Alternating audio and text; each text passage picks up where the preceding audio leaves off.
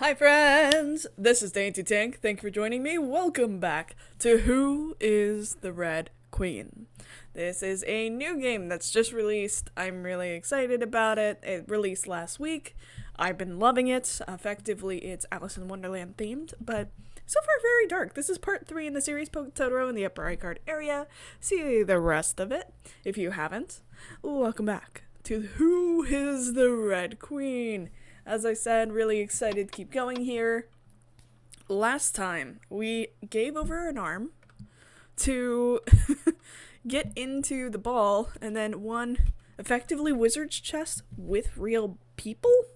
There was so much blood and guts and So, just so you know, this has death, suicide, dismemberment, blood, gore. This is not friendly. So just trigger warning up front. Wanting you to know. But so far, fairly good. I am enjoying it myself. Alright. We found a servant to leave, and were redirected outward. He retrieved the sealed box with our entrance fee, the arm of the Red Queen. That means we have an arm and 2 legs. So, just looking for the head and another arm then. And handed it over. Oh. Alright. We exited the building and came to a garden. We had taken a wrong turn. Looking around, we spotted an exit at the far end of the garden. Then the Hatter made a move to leave.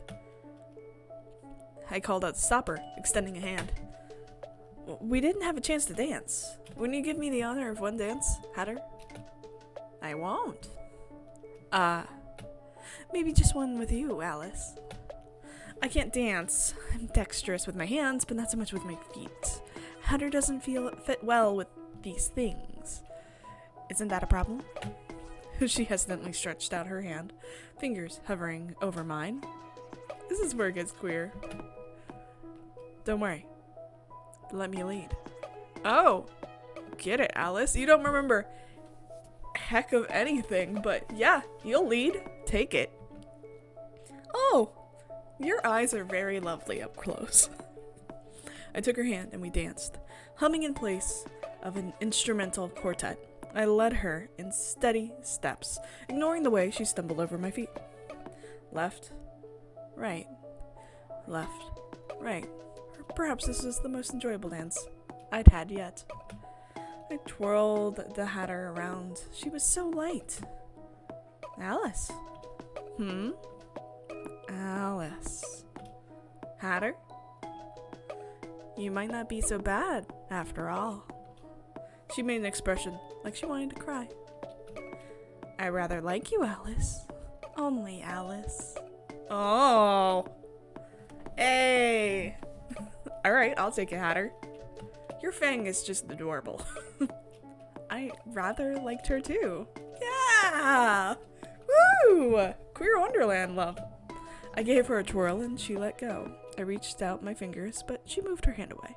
The Hatter hopped back with a skip and a spin. Thus she stood by her lonesome. Close your eyes, Alice. I did as she said. I felt her roughly stuff the leg into my arms. I heard a faint tapping noise, rather reminiscent of footsteps moving away from me, and then there was nothing. I waited and waited and waited.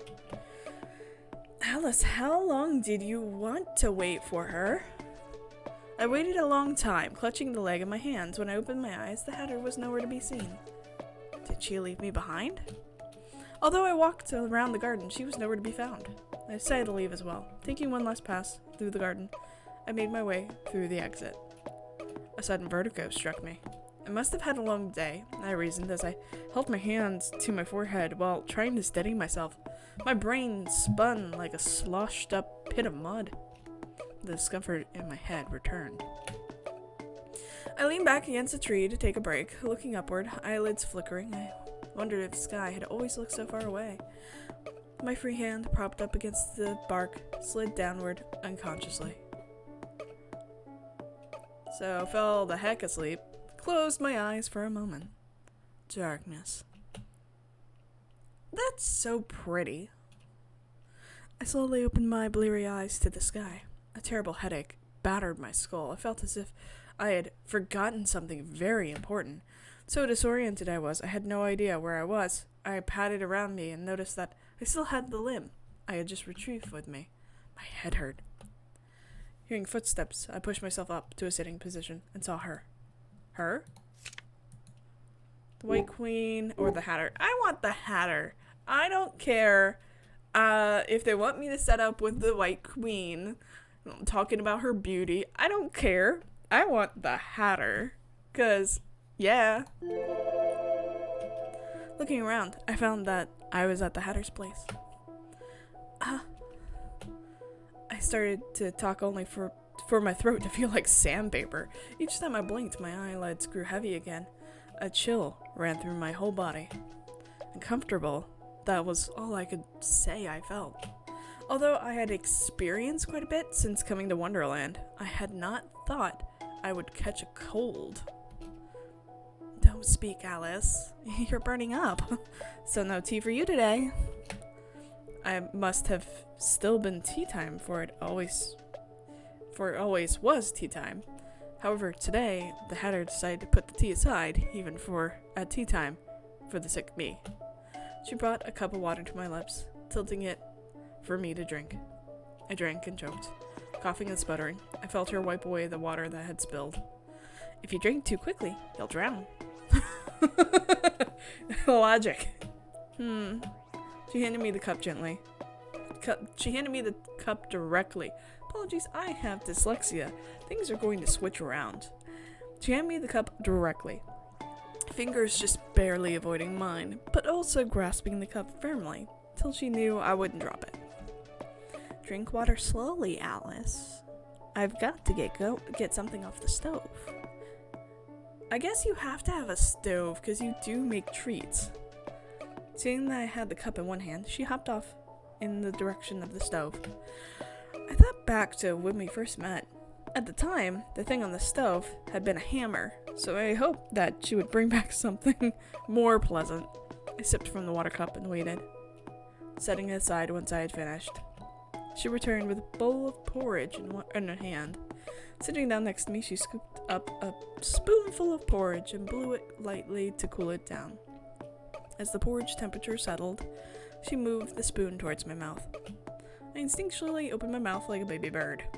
I can eat myself. I would rather you not cannibalize yourself. Sounds painful. She fed me porridge spoonful by spoonful. Once the porridge was finished, she put the bowl away and gave me another cup of water. Well, letting me sip the water, she wiped up the sweat on my forehead. You're good at taking care of people. Really? I've never quite had... My words drifted off into silence as I've taken it back to what little I had to say about taking care of others and being taken care of. Hatter, the limb? I'll put it away for you. You know me so well, Hatter, and I could barely keep my eyes open. Rest well. The Hatter placed a cool, trembling hand on my forehead. Then into the realm of hypnosis I fell. Down, down, down. After a few days of good rest under the Hatter's care, I recovered to full health. I hadn't been so sick in years. Thank you, Hatter. What for? Don't linger too long at this crowded place. Off you go. Don't you have some body parts left to find, Alice? So I do. Seeing me once more healthy, she shooed me away. Shoo, shoo, shoo, shoo. It's tea time. The Red Queen was nearly assembled, missing only her head and her fourth limb. Onward, I continued with my search so that she could send me home. I thought back to the Cheshire Cat's taunting provocations. Thinking of her taunting Flick, I had no idea where she could be, for she always appeared and disappeared as she pleased. I had a quick chat with Hatter to find out. Are you acquainted with Cheshire Cat? Cheshire? She's scary.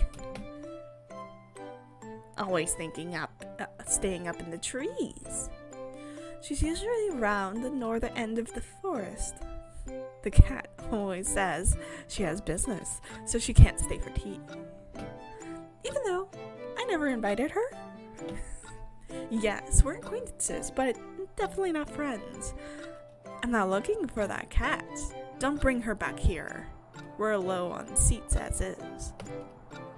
Next thing you know, you'll have to be chopped up to fit in a teapot.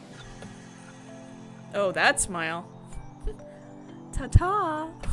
The trio of one gave me a jaunty wave. I think there was probably 2 others that are now dead because of the Red Queen. So Dormouse and the March Hare, I think, were living beings. We're kind of putting back together a tyrant. Taking the Hatter's words, I started off to explore the forest north. I walked down many twists and turns, stumbling across uneven ground. The path was rougher here, and the foliage thicker. I found not another living being in sight. No cats, nor others. After a while, I reached a place with 2 signs pointing opposite directions. One read cliff, and the other not a cliff. A loud chuckle.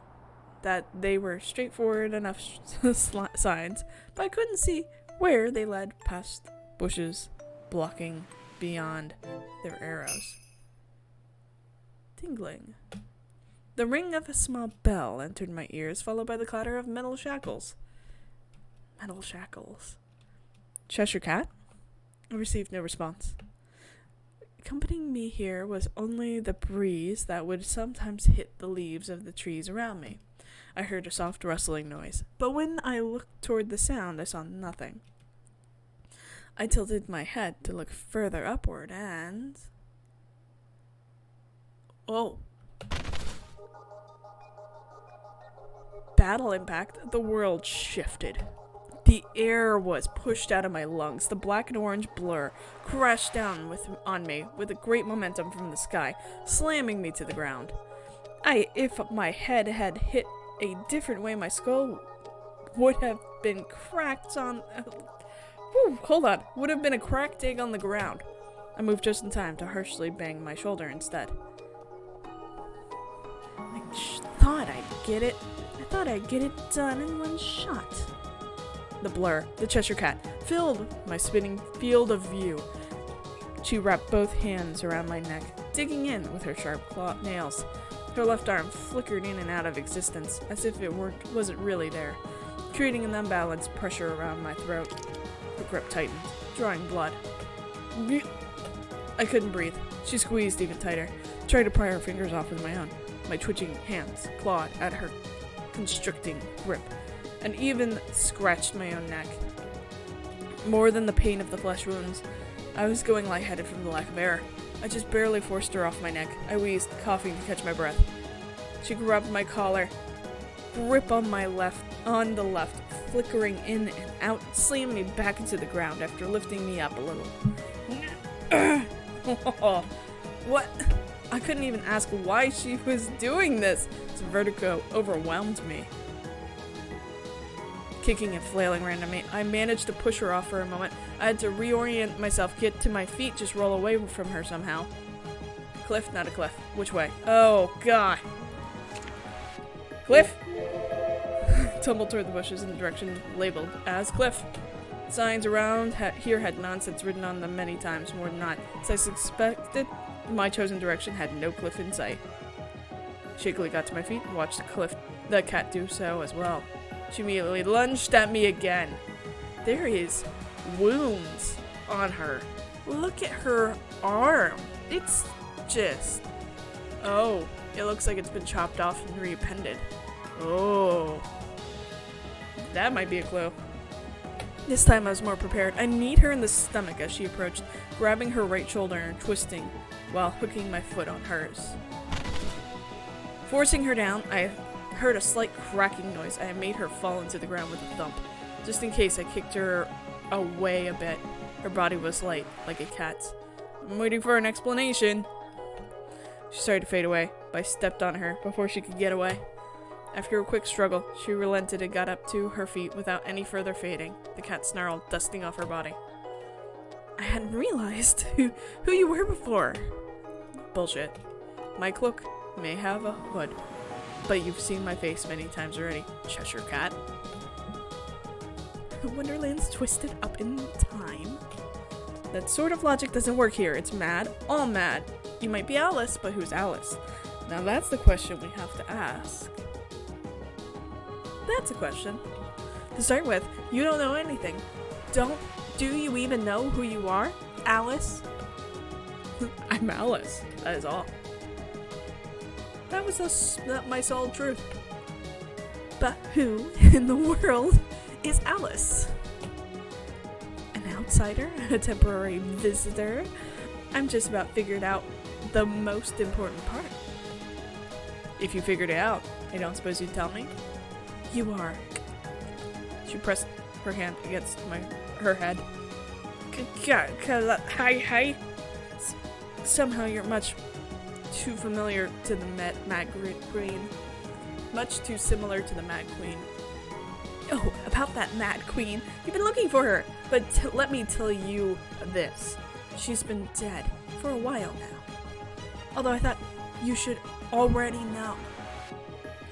I can't put into words for some reason. Maybe it's just the way you look at the world. But you're definitely the same type of person. In which way? Are you just trusting some gut feeling, some delusion that I might be the same as someone whom I've never met?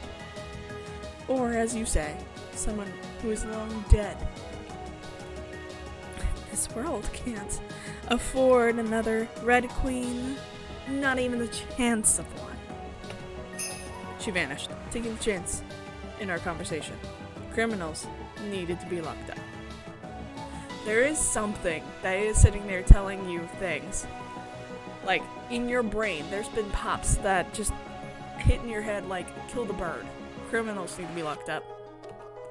I looked all around, hearing the faintest sound of her shackles, telling me that she was nearby. But I can't not see her actual presence. So why don't you do me a favor, Alice? Just go ahead and die. Her voice danced around the air formlessly. You have no qualification to enact your form of justice, Cat. That really is just like her to say. She appeared behind me and attacked again. Oh my god. We fell to the ground to tussle once more. She clawed at me a few times, but gradually gained the advantage. The cat favored her right arm. Rather, her left arm acted transient, coming in and out of existence, forcing her to avoid relying on it. Her handicap forced her to falter more than my own numb shoulder did me. She fought like an animal. To be fair, she was an animal, biting, clawing, and all the likes. She came at me with the intent to kill. We continued till we were both bloodied and bruised. I punched her straight in the face, causing her to bite her tongue and choke up a mouthful of red. Jeez. Her head bounced on the ground, throwing her next moves into disarray. I hit the cat again, and again. Do not hit cats. No animal abuse. Doing this with my bare hands wasn't exhilarating as much as it was just matter of fact. I had decided that I preferred this nuisance out of my hair. I had noticed that her right arm was stitched on. The arm felt familiar, as if it didn't belong to the Cheshire Cat. Alice, the cat, was also a thief. I wanted that arm. Ask for it. That arm doesn't belong to you. Give it back, Cheshire Cat. Why should I? I ask politely because I would prefer to let you part with it on your own terms. If I must, I will take more drastic measures. The cat squirmed under me, but I forced her down, sitting atop her body. Just sit on the Cheshire Cat. And if you don't know, I actually have a Cheshire Cat in the background. I always have my Cheshire Cat. I can show you to you next time. I have no intention of staying in Wonderland. My current adventures through this world are entirely to find a way back to my own world. As such, Cheshire, if you would hand over the arm, then we then we should have no further interactions. I will endeavor not to meet with you again unless it has to do with my way home. I can't fight anymore. Attention left her muscles, signaling to me that she had given up. She let out a scornful bark like a laugh as she acquiesced. Ha! Fine, I'll give you the arm. So, get off. She made a weak motion, as if to push me off. No, give me the arm first. Fine. Bruised, black and blue, bloody from our brawl, the Cheshire Cat twitched her stolen arm, looking at it hesitantly, as if unwilling to lose it. She shook her head. A faint cracking noise from her neck made it let out a whine of pain. She nudged her cape closer to her face and bit into it. Ugh. Then with a flickering left arm, body twisted in an odd position under me, she tore the arm off of her own body with a slow and bloody rip. I heard the oddest sounds of flesh being rent from flesh. I was about to wonder, because I saw the mark, and I was like, wait, is that okay? Through the cape came muffled moans, tears glittering in her eyes. After what seemed like an eternity, the sounds of gore, the cat chuckled and removed the removed arm to the side. Blood dripping out of the stump from which the limb was removed. The limb, too, made a crimson mess on the grass. Is that enough for you, Alice? I nodded. Now get off. I stood up from the cat, feeling a wave of dizziness hit me along with throbbing headache. She rolled over in pain and started pushing herself up, stumbling and falling a number of times onto the grass with an ugly red splat. Finally, limping to her feet, the Cheshire Cat vanished. Now there was no more Cheshire Cat. Picked up the severed right hand. The limb appeared different now that it was detached from the cat. The broken shackle around its wrist fell off without me having to do a thing. Alice, did you recognize this arm? Yes, I answered. This was the Red Queen's arm. A jolt of pain burst through my head. I did not know why I knew, and amidst my agony, I did not have the heart to care. I stumbled, clutching my head. The world warped and blurred around me. I felt dizzy looking at the disoriented landscape, or perhaps my dizziness itself distorted the landscape into an undulating thing that made me want to vomit. As my adrenaline drained, the results of the fight began to show themselves. My whole body felt sore. The raging headache pounding at my skull would not subside. Black and red began to fill my vision. Oh, the ground shifted beneath my feet. Maybe. Falling. Alice was falling. My world turned to darkness, and all I heard was laughter. Thump. At some point, I made my way back to the Hatter's place. Hello, Hatter. I handed over the limb I had just obtained. At least, from what I could tell from the passage of time, it should have been only recently that I had taken this limb from its past owner. I didn't know. The Hatter took the limb and threw it into the dog cage with all the others. With this, he gathered all of Her Majesty's limbs. Oh, so I have. You look terrible right now, Alice. Again. Like us. I'm tired. Take a nap.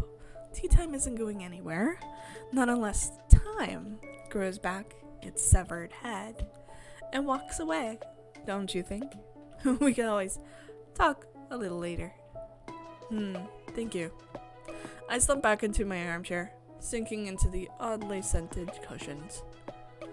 Good night, Alice. This may be the last.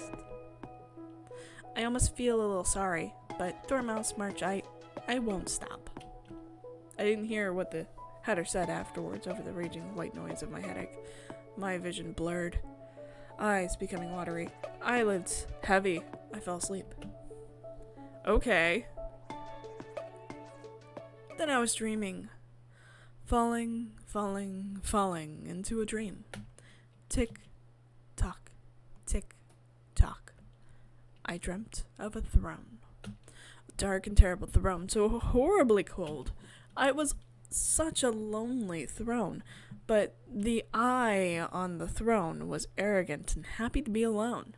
No, I thought even she had someone she loved. A beautiful person. Yes, that person she loved was a beautiful person. So fragile and beautiful that she wanted to slowly tear off that person's wings. But her love was wrong. If she wasn't happy, then she would lose everything. Alice, Alice, you were exactly this person. Oh? No, I wasn't. Was I? Was I? As I opened my mouth to speak, blood began to leak through my lips. The only sound that came out was an empty gurgle. Were you happy? No. I could not talk. I could not taste. Even though red dripped down my chin, I felt as if my tongue had been snipped out. Blood choked me. Gasping and nothing but liquid, I grasped at my throat. Alice, I was drowning in the stream. You were never happy. Never. When I awoke, I found all that I dreamt of. I opened my eyes to an empty feeling in my mind. Oh. Disoriented, I nearly rolled off of my armchair in which I had gone to sleep. I sat up and stifled a yawn, rubbing the bridge of my nose. I blinked. I blinked again, chasing away a haze. I felt as if I had forgotten something very important. In the meantime, the Hatter brought over a decorated cake, much more elaborate than the usual snacks at her eternal tea time. It was a cake with cream and fruits, 2-layered even, with flowers and pictures carved up with the food ingredients. I could even call it a pretty cake. Just in time for tea, Alice. As I got up from my armchair, the Hatter lightly pushed me back down. No. Sit. My behind landed on the cushion with a soft bounce. It seemed I could not but sit. She stared at me before sticking a handful of candles into the cake, lighting them with a match. Is it your half-birthday? Please be your half-birthday. Flick. The flame glowed on the head of the match for just a few seconds. After setting the candles, she began clapping her hands to an unsteady rhythm. Happy birthday to you. To you. To you. Happy birthday. To you. To you. Yes. Happy birthday to you. Happy birthday. Dear Alice. A terribly offbeat, off-balance song she sang, and her voice warped as she said my name today. A certain darkness flickered in her mismarched eyes. Happy birthday to you, Alice. I don't understand. I can't understand. I simply watched as she finished the song with a small clap and pushed the cake a bit closer to me. What is this for, Hatter? Certainly today was not my birthday. Didn't I tell you? Don't you remember? You get a special prize for bringing me all 4 limbs, Alice. Since it's not your birthday, it must be your unbirthday. All 364 days of the year? Picking up a knife, she cut out a slice of cake and slid it over to me. I caught it in a hurry, and soon enough, she poured me a cup of tea that too came rushing over. I noticed a hammer on the table right next to the cake knife. She gestured, urging me to have a taste. The calming scent of tea wafted to my nose and mixed with sweet, milky cream. The celebratory cake slice looked so charming, I almost felt it was a shame to eat. I picked up the cup of tea and took a sip. This is my favorite. After enjoying some tea, I started on the cake. You would finish the tea? Wouldn't you want the tea with the cake? As I ate, the Hatter placed a box before me. Open your present, Alice. Oh, no. Chop it open. Smash it open. Any way you'd like to. Oh god, oh god, oh god. I surveyed the box, an odd and plain box, just big enough to store an animal. From the outside, I could not tell what might lie inside. I totally forgot about the mystery box. How did I forget about the mystery box? I cracked open a small gap, afraid to disturb what might be hidden inside. Shadows blocked my vision. I saw nothing, but I heard a low, gurgling, drowning sound. A strange and strangled voice. One that sent a chill right up my neck. Throbbing headache hit me again. In one go, I flung the lid off. Oh, here we go. Oh, no. Ah. Alice. Yup. Inside was a head. A bloodied head. Huh? A head. A woman's head. A girl's head. A head that should have been dead. A much too familiar face. A much too foreign face. I didn't quite understand what I was looking at, even as the world seemed to shift around me. Alice, you knew who that face belonged to.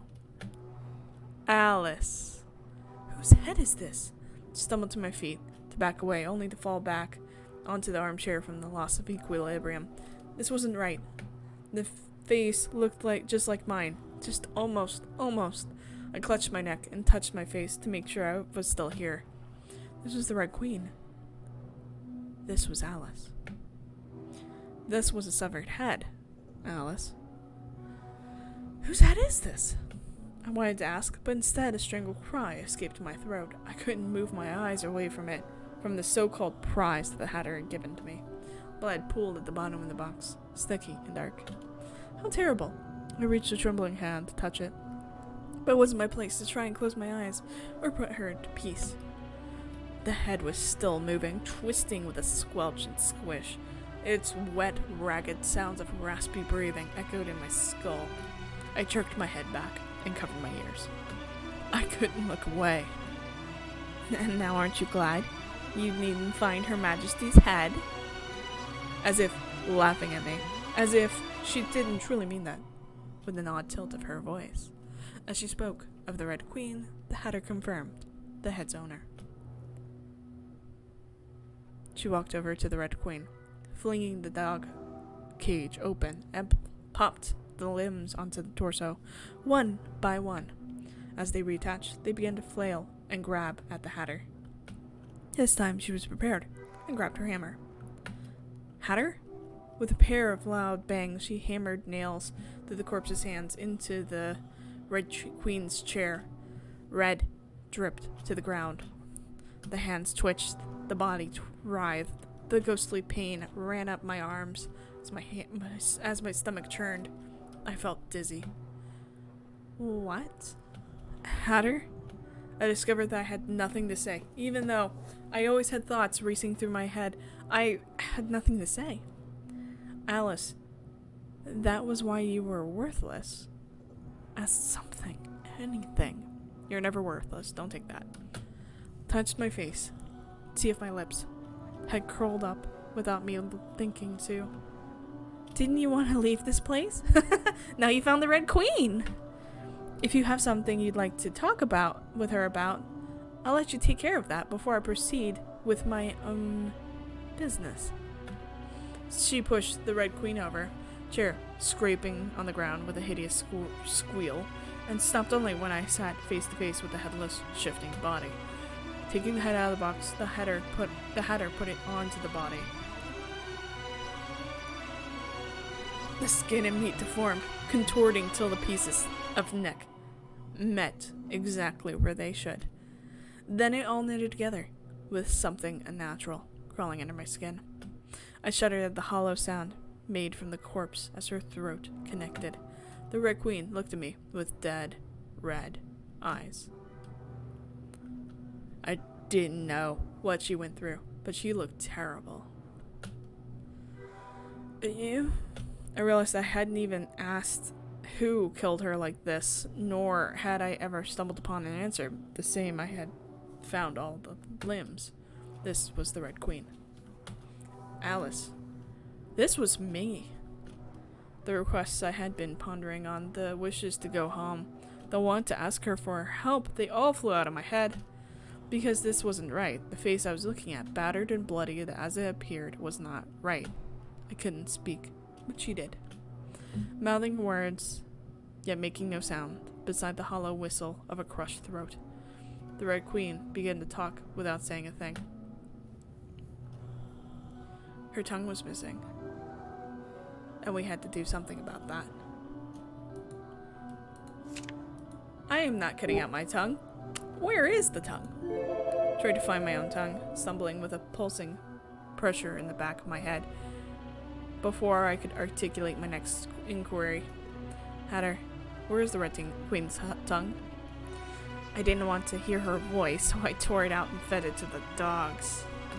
The Red Queen wasn't complete without a tongue, although she squirmed in a chair, causing the nails to creak.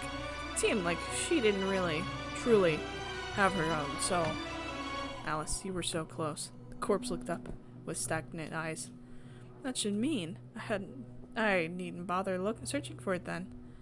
What were your intentions, Hatter? Am I the Red Queen?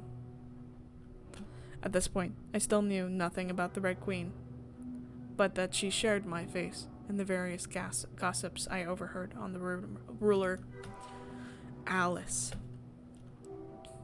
Looking at the Hattersmith's match eyes, I can see that she thought for the first time. What do you think? Let me tell you a story, Your Majesty. So I was Your Majesty now. A long time ago, in the corner of Wonderland, there lived a group of 3 friends, a mouse, a hare, and a hatter. We lived far away from the bustling society, usually just coming together for tea. I made hats, and they did mouse and hare things. Once we had been dragged to perform like clowns for visitors to this kingdom, but only that once, for Her Majesty hadn't quite appreciated our lack of skill. Her Majesty ran the court of law, a strict queen, some called her. A mad queen, some whispered. A tyrant, most could not even dare to say. I think the story should be predictable, don't you? We were called into court one day. The reason? Maybe only to be judged. She proclaimed us guilty. A sentence. I, for no reason, received the lightest sentence of the day. I came away with my neck still intact, not knowing a thing. Thrown into prison and starved. Only just that much. When I came out, the streets were filled with newly spilled blood, and 2 very familiar heads rolled my way. The crows feasted on carrion only, for even them to be swept away by the Queen's cards. Do I need to explain further? Perhaps you really are blind and deaf. Dormouse and March Hare are dead. For what? For the sole crime of offending her world's tyrant. And so Hatter has been all alone for a long, long, long, long time. I can never forgive the Red Queen. But she went and upped and died. Who let her get away with like that so easily? You, who are the same entity as the Red Queen, I cannot let you go. Don't you understand? Hatter, right. For the sake of my revenge, you have to die, Alice. She spun the hammer in her hands, her face devoid of mirth, as she stepped closer to me, meeting my eyes with her mismatched pair. This is my justice, Alice. Goodbye, Alice. Goodbye. She raised that hammer in her hand above my head. Why did she look like she was about to cry? Crack. Then I was falling. Falling. I was falling. Down this rabbit hole with no start nor end. I was falling. My skull and brain pieced itself together, twisting as if going back in time. I re-experienced the pain of having my head caved in with a hammer. I was going mad. A wetness, perhaps tears, perhaps brain matter, rolled down my face as I tried to comprehend. I should have died. I felt as if I was remembering something very important. I landed in Wonderland once more.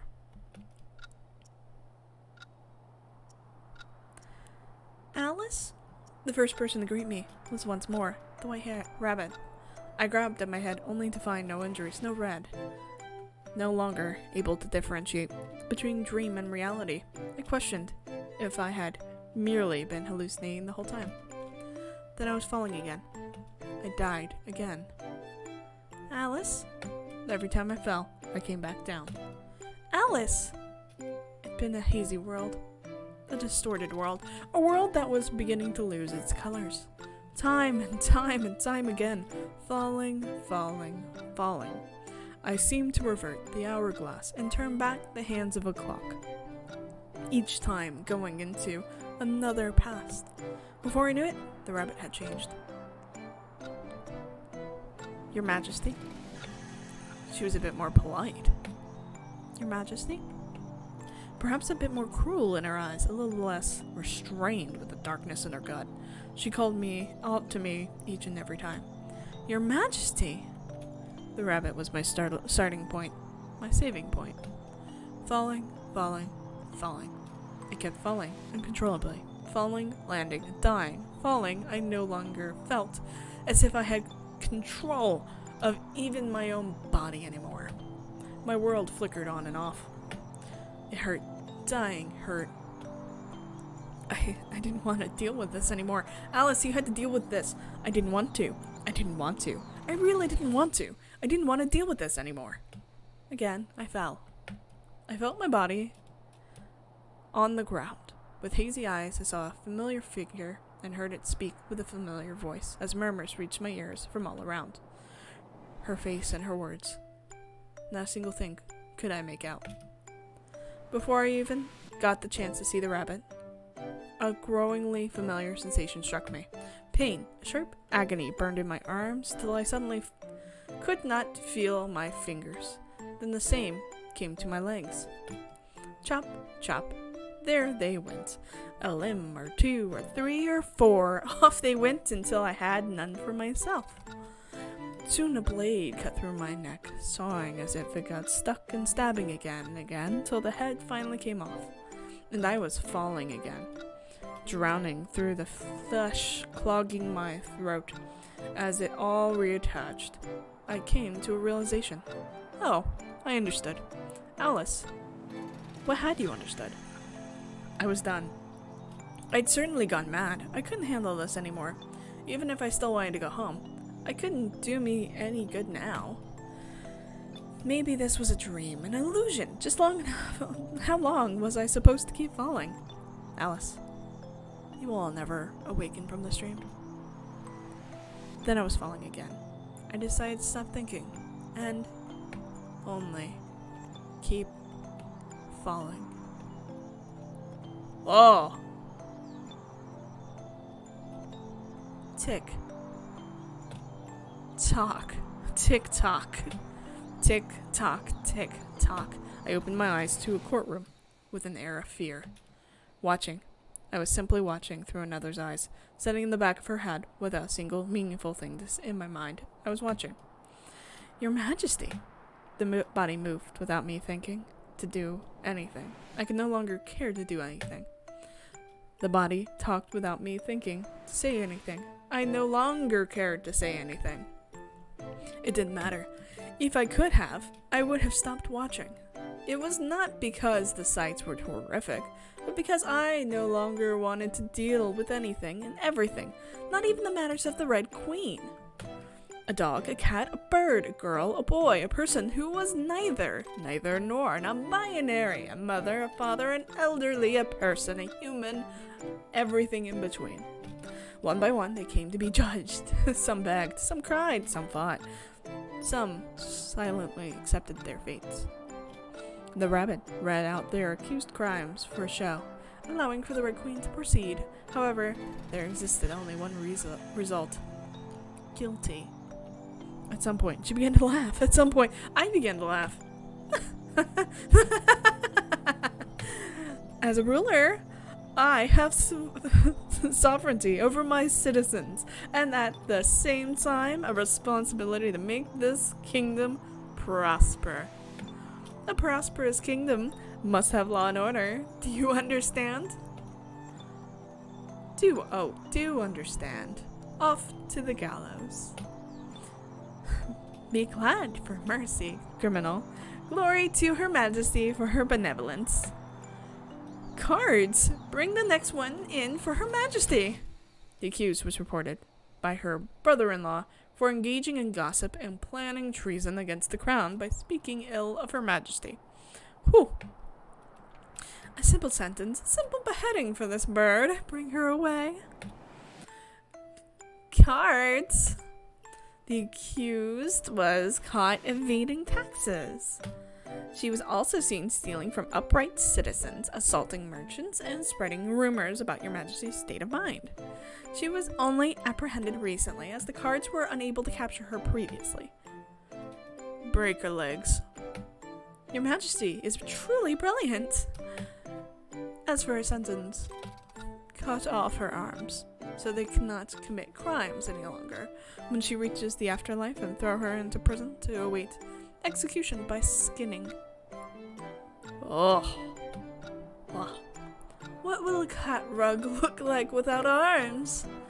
A criminal's skin is much too rough for a good rug. Cat, is that the Cheshire Cat? Is that why they have a fur coat? Oh, wow. Off with the cat. Off with the cat. She seemed to think for a moment, snapped her fingers, and rending the cat's arms from her body in an instant. And then, and execute the cards who failed to catch her before. We have no need for worthless cards. Next. The Red Queen. I didn't know if she was happy. While she convicted the accused, I inadvertently began to lose track of my surroundings, only to be jolted back by a particularly interesting sentence. The accused. Before the rabbit finished speaking, the accused rushed at the Red Queen.